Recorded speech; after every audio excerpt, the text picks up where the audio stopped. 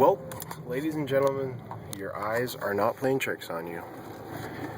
You are on a ride along in a brand new to us 2010 Chevy HHR SS Turbocharged. That's right, ladies and gentlemen, turbocharged.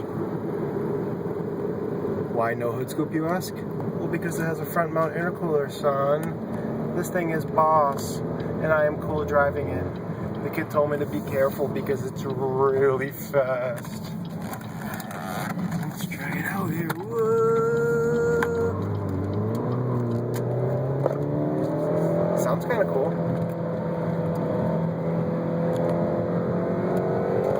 Shift gears.